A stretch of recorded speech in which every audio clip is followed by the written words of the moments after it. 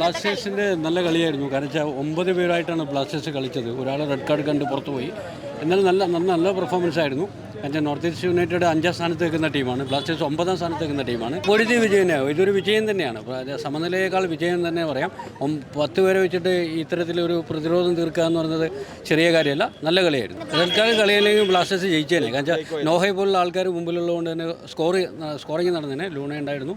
നല്ല കളിയായിരുന്നു എല്ലാവരും. സച്ചിൻ്റെ പെർഫോമൻസ് നന്നായിരുന്നു ഇന്ന്. പൊതുവെ സച്ചിൻ ചില സമയത്ത് മിസ്റ്റേക്കുകൾ വരുത്തുന്ന ഒരു സമയമാണ്. എന്നാൽ ഇതിൽ നല്ല രീതിയിൽ കളിച്ചിട്ടുണ്ട്. വേറെ വരുമ്പോൾ കുറച്ചും കൂടി മെച്ചപ്പെട്ട രീതിയിൽ ടീമിന് സെറ്റ് ചെയ്യാൻ പറ്റുമെന്ന് തോന്നുന്നു. കാരണം ഇപ്പോൾ തന്നെ അവർ നല്ല രീതിയിലേക്ക് പെർഫോം ചെയ്ത് വരുന്നുണ്ട്. ഒരു സെറ്റ് ബാക്ക് ഉണ്ടായതിനു ശേഷം തിരിച്ചു വരവ് നല്ല രീതിയിലേക്ക് വരുന്നുണ്ട്. തീർച്ചയായും നല്ല രീതിയിലുള്ള പെർഫോമൻസ് കാഴ്ചവെക്കുന്നത് തന്നെയാണ് ആരാധകരായ ഞങ്ങൾ ഫസ്റ്റ് ഹാഫിൽ നന്നായി കളിക്കുകയും ചെയ്തിരുന്നു. വളരെ നന്നായിരുന്നു മാച്ച്. സച്ചിൻ്റെ പെർഫോമൻസ് പ്രത്യേകം പറയേണ്ടതാണ്. 1 vs 1 സിറ്റുവേഷനിലുണ്ടായ സേവ്, അതാണ് കളിയുടെ ഗതി മാറ്റിയത് സത്യം പറഞ്ഞു കഴിഞ്ഞാൽ. അല്ലെങ്കിൽ കൂടുതൽ ഗോൾ വാങ്ങിയിട്ട് തോക്കുമായിരുന്നു.